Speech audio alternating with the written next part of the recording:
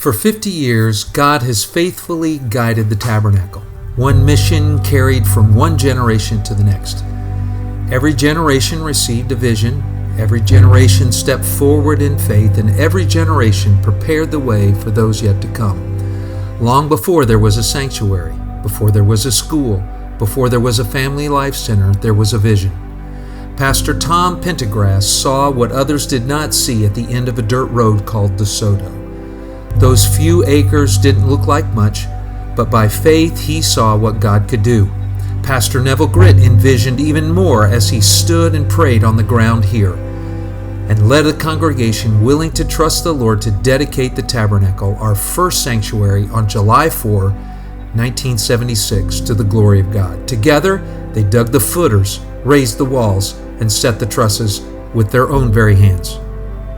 A new chapter had begun. As God blessed His church, the vision continued to grow.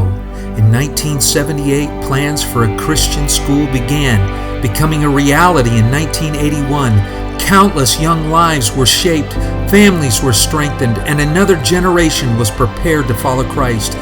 Years later, God once again expanded the vision. The Family Life Center became more than a building. It became a place where people gathered to worship, where God's Word was taught, where friendships were formed, and families grew together in faith. As the years passed, God continued to bring people.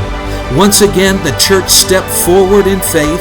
On March 17, 2019, this beautiful sanctuary where we worship today was dedicated not simply to build a larger building, but to make more room for more lives to hear the gospel of Jesus Christ, to worship together, and to grow in faith and knowledge of the Lord.